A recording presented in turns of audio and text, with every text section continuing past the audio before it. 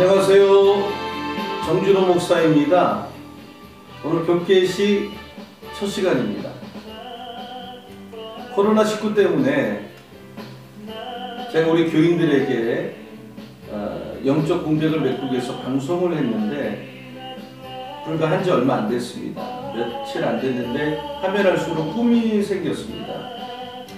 이 유튜브 방송을 통해서 평신도하고도 소통을 하고 또 목회자들하고도 소통을 하면 좋겠다. 그래서 두 가지 방향을 우리가 잡게 되는데, 하나는 날설새입니다. 날설새라고 하는 것은 날마다 설레이는 새벽이라는 뜻이고요. 오늘부터 시작하는 교계시는 교회를 깨우는 시간 15분이 되겠습니다. 오늘 첫 시간인데 여러분에게 친구 같은 그런 방송이 되면 좋겠습니다. 제가 유튜브 방송을 할 수 있도록 옆에서 우리 교회에서 같이 목회하는 우리 김도훈 목사님과 김종희 목사님께서 많이 도와주십니다. 다시 한번 감사를 드리고요. 날설새에서는 제가 새벽에 아침에 일찍 일어나서 그날 하루 있었던 일, 또 소소한 제가 받은 감동, 이걸 말씀과 함께 평신도하고 나누는 그런 시간을 갖도록 하겠고요. 또 교계시에서는 더 건강한 목회를 하고 싶어 하시고, 또 목회하다 힘들고 지치고 이런 분들을 위한 그런 방송입니다. 제가 한 30년 동안 제자훈련 중심의 목회를 했는데, 그 제자훈련 중심으로 목회에 대한 이야기를 우리 여러분들과 15분 또는 10분 정도 나누려고 합니다. 사람에게 힘을 줄 수 있는 방법 중에 하나가 좋은 글을 읽게 하는 것이죠. 저는 글을 쓸 때 원칙이 따뜻하고 삶에 희망을 주는 글을 쓰고자 하고요. 또 하나는 이 방송이라고 생각합니다. 그래서 이 교계시를 통해서 무언가 목회하는 목회자들에게 힘이 되면 좋겠습니다. 저도 목회 한계에 부딪히고, 또 내가 조금만 누가 힌트를 주고 내가 너무 어려울 때, 이럴 때는 어떻게 결정해야 되나, 이럴 때는 내가 어떻게 뚫고 나가면 좋은가, 이럴 때가 너무 많은데 사실 물어볼 사람이 많지가 않습니다. 그리고 그것을 마음을 터놓고 얘기할 수 있는 그것도 쉽지가 않습니다. 그래서 저도 지금도 목회를 헤매고 있는 사람이지만 함께 고민하고 함께 마음을 터놓고 이야기할 수 있는 이런 친구 같은 목회자의 교계시가 되면 좋겠습니다. 제가 하고 있는 목회 이야기, 제자훈련 이야기를 지금부터 하려고 하는데, 제가 제자훈련 하면서 때로는 실패도 많이 하고, 때로는 제자훈련 때문에 정말 목회할 맛도 나고 너무나도 행복하고, 또 때로는 많이 울기도 했습니다. 그래서 그런 이야기들을 나누려고 하고요. 너무 부담스럽지 않게 편안하게 15분 정도 하려고 합니다. 응원해 주시고 많이 구독해 주시고 함께 해 주시기 바랍니다. 오늘 교계시 첫 시간으로, 오늘 어떻게 제가 20대 제자훈련을 시작해서 이 한 가지를 30년 동안 했는가에 대한 어떤 그 시작점을 말씀을 드리겠습니다. 제가 21살 때, 교육전도사 때 안양에 있는 한 250명 정도 모이는 교회에서 중고등부와 주일을 하고 있었는데, 매 주일마다 제가 모셨던 담임 목사님께서 예배가 끝나면 한 10명 정도 되는 남자 교인들과 함께 바로 밥을 타다 드시면서 또 뭔가 하시는 거예요. 그때 제가 잘 이해가 되지 않았어요. 왜 예배 끝나고 또 모임을 저렇게 굳이 갖는가? 그래서 제가 어느 날 조용한 시간에 목사님께 질문을 던졌어요. 목사님, 지금 뭐 하시는 건가요? 왜 또 모임을 갖는 건가요? 라고 질문을 했을 때 그 목사님께서 저에게 주시는 답이 제 일생의 하나의 터닝포인트가 됐습니다. 그 답은 이런 것입니다. 정전도사, 나는 이 일에 목숨을 걸었어. 사실 아무 말도 아니죠. 근데 저는 그게 굉장히 깊이 있게 도전이 되는 메시지로 들렸어요. 왜 저 일에 목숨을 거는가? 근데 그게 뭔지, 왜 저렇게 하는지 전혀 몰랐습니다. 그러다가 제가 그 하영조 목사님 돌아가신 온누리교회, 영국에서 유학을 마치고 온누리교회를 막 개척하시고 두란노선을 막 개설을 하셔서 한국의 1:1 제자 양육 성경부를 시작하신 지 1년밖에 안 됐을 때 신촌에 있는 두란노선에 제가 갔는데 아주 정말 조그만 그런 서점이었어요. 제가 빛과 소금이 너무 좋아서 갔는데, 갔더니 하 목사님께서 목회자를 대상으로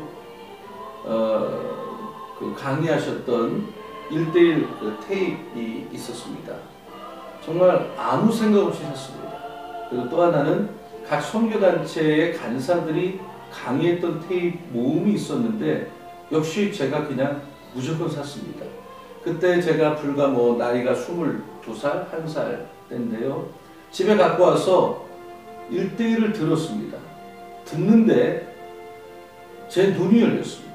한 번도 신학교 듣지 못한 이 제자 훈련에 대한 이야기를 하고 한 사람을 세우는 이야기를 하는데 너무 가슴이 뛰었어요. 그래서 제가 혼자 독학으로 그 테이프를 또 듣고 또 들었습니다. 그리고 제가 맡았던, 그때 제가 기억하기는 한 40명 정도 되는 중고등 학생들이 있었는데, 그 학생들을 대상으로 어떻게 하는지도 잘 모르고 어떻게 운영하는지도 모르고 그냥 열정 하나만 가지고 1:1 제자양육 성경부를 가르쳤는데 학생들의 반응이 정말 폭발적이었어요. 너무 반응이 좋았어요. 그리고 너무 좋아하는 거예요. 그리고 나서 이제 제가 개척교회를 3년을 하고, 개척교회 3년을 할 때 제가 교회 성장 논적 면에서는 완전히 실패를 했습니다. 교인들이 모이지 않는 거예요.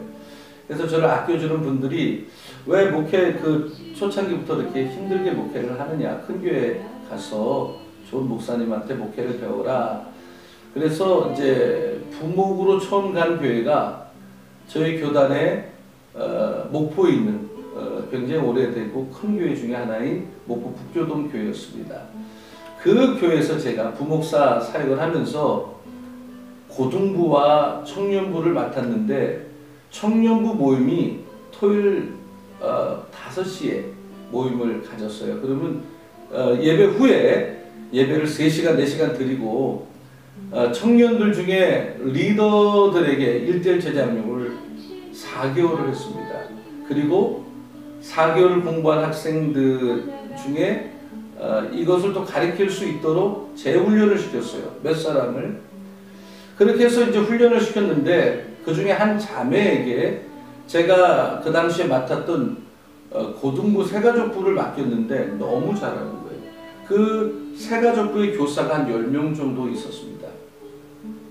근데 그 청년이 또 다른 청년도 양육을 하고 세가족 사역을 하는 그런 과정이었는데, 이제 학교를 졸업하고 캐나다로 유학을 가게 되어서 제가 이제 섭섭해서 저희 사택에 다 불러서 송별 파티를 하면서 마지막에 이제 이 자매에게 축복의 말을 좀 한마디씩 해라 라고 했을 때 우리 청년들의 반응은 정말 놀라웠습니다. 저는 이 자매 때문에 예수를 만났어요. 신앙의 눈이 떴어요. 사역의 눈이 떴어요.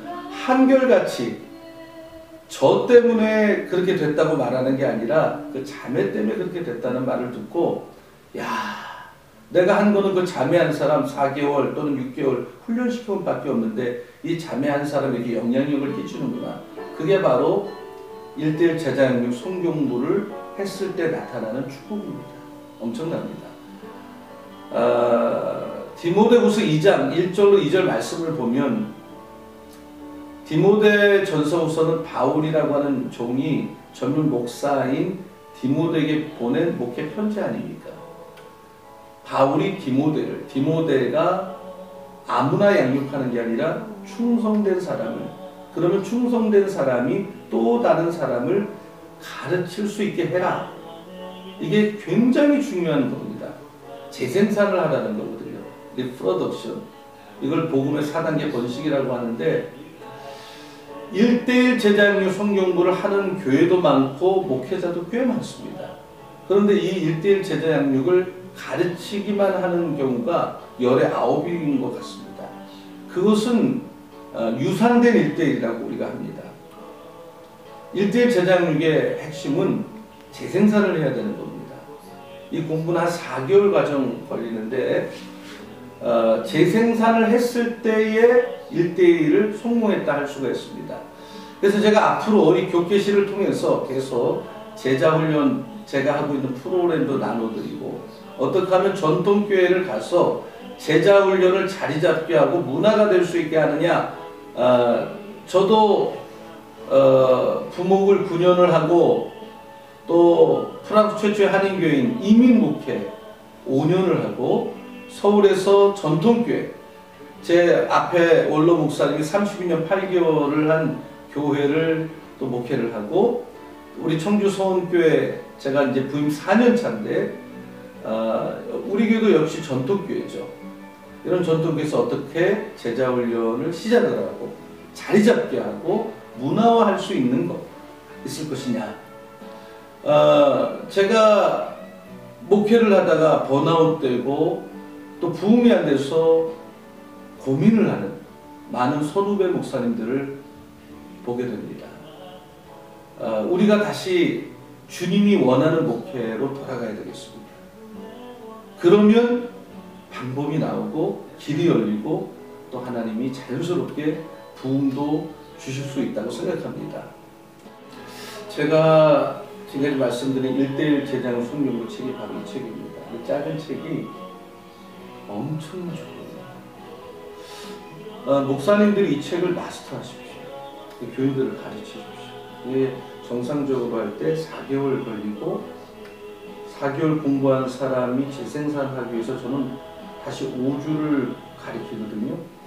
그러니까 이게 4개월 플러스 한 6주 정도를 더 보면 됩니다. 그리고 잘하든 못하든 시켜보십시오. 평신도는 참 대단합니다. 탁월합니다. 이 말세 종은 평신도를 훈련을 시켜야 됩니다. 강한 군대는 강한 훈련을 시키지 않습니까? 그래서 철두철미 하나님 나라의 헌신된 평신도를 우리는 만들어야 되고 교회 장로님들이나 리더일수록 훈련을 시켜야 됩니다. 그래서 목사님과 함께 목회의 동력자가 될 수 있도록 우리 지금부터라도 엄봉덤봉 목회하지 말고 그런 일을 하나씩 해 나가야 되겠습니다. 제가 그 1:1 성경 양육 공부를 한 30년째 하고 있는데 이걸 하면서 내리는 결론이 두 가지입니다. 첫째는 내가 목회하는 교회에서는 반드시 교인들이 이 공부를 하게 해야 된다. 어떤 교인도 해야 되겠다. 또 하나는 1:1을 마치고 재생산을 시켜서 평신도가 평신도를 가르치게 해야 되겠다. 이 두 가지입니다. 다음번 시간에는요, 전통교회에 가서 저는 그 서울에서 목회할 때도 전형적인 전통교회에서 목회를 했고 또 프랑스 파리 연합교회에서 이민목회 5년도 역시 전통교회였고요. 현재 우리 청주 서원교회에서 목회를 하는 것도 부임 4년 차인데 역시 우리 교회도 전통교회입니다. 내가 교회를 개척해서 제자훈련을 하면 문제가 없죠. 처음부터 제자훈련으로 시작하면 되니까. 그러나 전통적인 사고방식과 목회 스타일에 젖어 있는 교회에 가서 어떻게 하면 교인들을 제자로 만들고 또 재생산하는 시스템으로 바꾸고 문화를 만들 거냐? 이것은 어떤 담임 목사든 이 일에 미쳐야 되고 죽었다 살아나야 된다. 저는 그렇게 생각을 합니다. 제자훈련은 미쳐야 됩니다. 미치지 않으면 성공할 수가 없습니다. 그리고 한 번 시작하면 5년 정도를 할 생각을 해야 열매를 맺을 수가 있습니다. 오늘 교계시 첫 번째 시간입니다. 감사드리고요.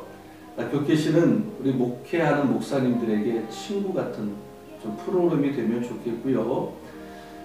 이 방송은 우리 청주 서원교회 홈페이지나 제 페이스북이나 정진호 TV를 통해서 다시 시청하실 수가 있습니다.